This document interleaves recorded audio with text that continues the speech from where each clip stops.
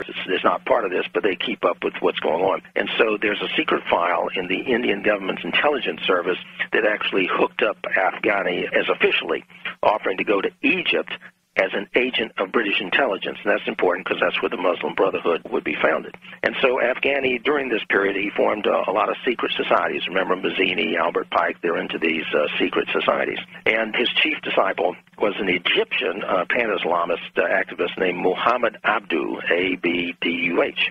And his ideas began to be promoted in Egypt in this magazine called The Lighthouse. And that, in turn, influenced someone named Hassan al-Banna, who was founder of the Muslim Brotherhood in Egypt. Now, how does Rhodes fit into this? Well, what happened was when the British officially took control midway in that period, 1870-90, it was officially 1881, there was a woman, she was a reporter, a correspondent, and her name was Flora Shaw. In 1886, she went there as a correspondent for William Stead's Pall Mall Gazette. That's a British publication. Now, why is that significant? Well, William Stead was the perhaps at the time, the closest confidant of Cecil Rhodes in setting up this secret society.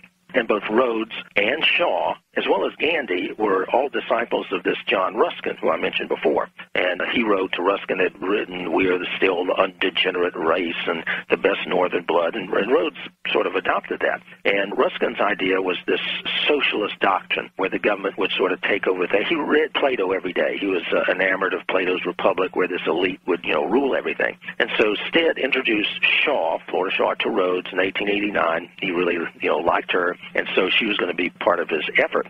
And she was an ardent supporter of his dream. Well, Rhodes sets up a society, then he dies, early 1900s, and his plan becomes implemented by a Lord Alfred Milner, who was also one of the top 3 people in this secret society.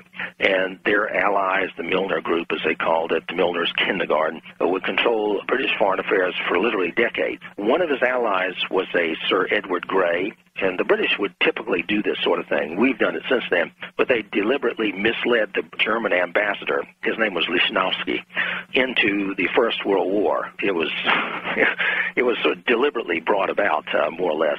There was a Serbian ultimatum, the Austro-Hungarian Empire, and so forth. But this was all foreknown, is the point I'm trying to make.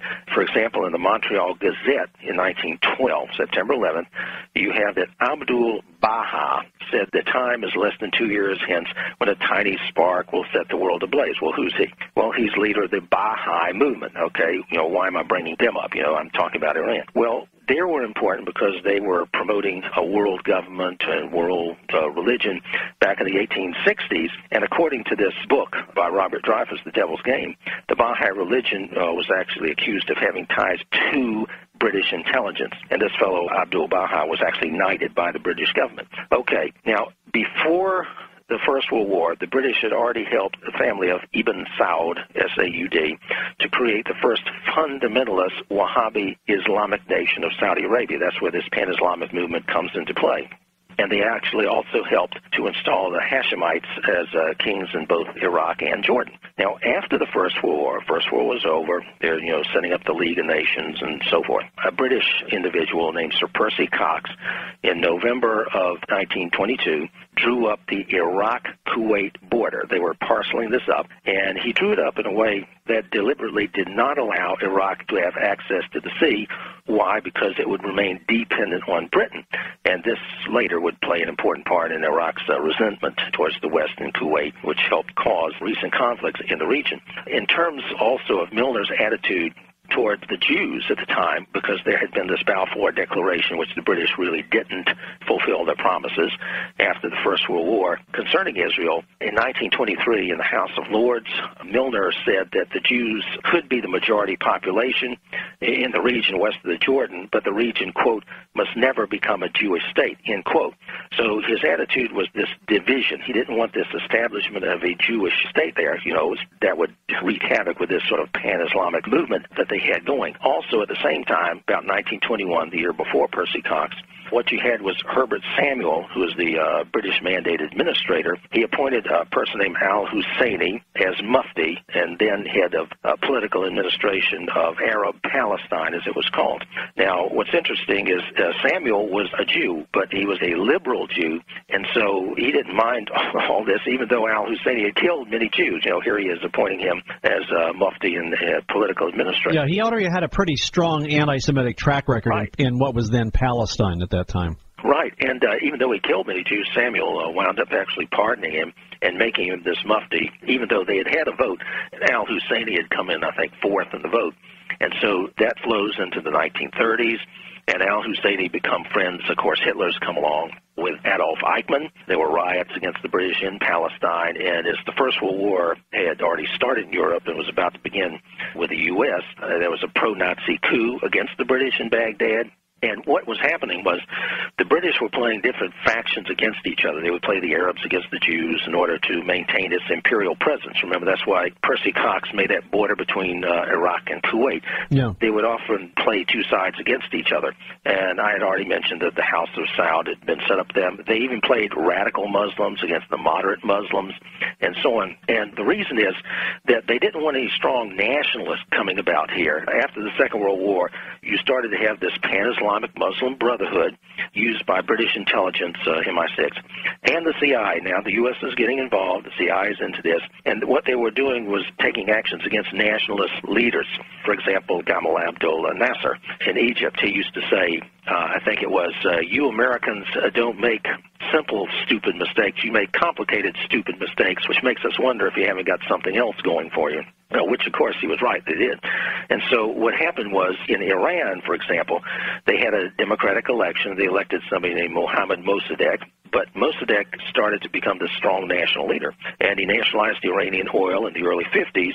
And so what happened was the British and the CIA, with Allen Dulles and his $10 million secret fund he gave to General Norman Schwarzkopf's father, who had just retired from the New Jersey State Police, to train a bunch of people to overthrow him, which they did. They overthrew Mossadegh. He had nationalized the oil there, and the British, of course, and the Americans, the three major oil concerns at the time, didn't like that at all, so this guy had to go. I found, Dennis, every time we do a show together, I'm supposed to be interviewing you, but I get so fascinated by what you're saying, I sort of sit here in a stupor listening. We'll be back. Dr. Dennis Cuddy looking at the historical perspective and the confluence of thought in the East and the West that have brought us to where we are in the Middle East. I'm John Lufter. The program is Steel on Steel. In order to know where you're going, you have to know where you are and where you have been. They're all interrelated with each other. Welcome back to Steel on Steel. Dr. Dennis Cuddy, our guest right now. We are talking to him about the confluence of thought and activity over the last century and a half that have gotten us to where we are in the Middle East. We'll be back in just a second. Don't forget our website, steelonsteel.com. You can hear this program 24 hours a day on the Internet in real media or MP3 format. We're iPod friendly. And if you'd like to get the program in CD or audio tape form, we do have subscriptions to the program. The full subscription for $20 a month plus handling gives you a tape or a CD a week delivered to your mailbox. Or the best program of every month for $5 plus handling, and that is one tape or CD a month. I'm sorry, forgot that. You don't have to make any long-term commitments on this, but if you do prepay for 6 months, you actually only pay for 5. You get the 6 months for free. So if you'd like to find out how it works, call us toll-free, 1-800-829-5646, 1-800-TAX-JOHN, and we'll tell you how to do that. Back to Dr. Dennis Cuddy right now. Okay, as we went into the station break, Dennis, basically the CIA and the British were pretty much instrumental in overthrowing Mossadegh in Iran, because of the fact that this little pattern that we have going on around the world all the time, that countries want to nationalize their oil interests, and that's after companies have come in from out of country and invested a lot of time, money, and resources in it, and then the countries say, we're going to make it ours, and then we're going to profit from it. And so they funded his overthrow in August of '53, and what they did was they helped the Ayatollah Saeed Abul-Qasim Kashani, and they, reinstalled the Shah of Iran at the time as well. They would go along with him. He was our ally. And then for some strange reason, even though this Ayatollah had helped install the Shah of Iran, you have to remember that the Islamists often are the driving force. You may have the Shah of Iran, but always the Islamic leader, in this case, Kashani, was very instrumental in the Shah coming about. So what you can impose upon a nation like the Shah, you can remove.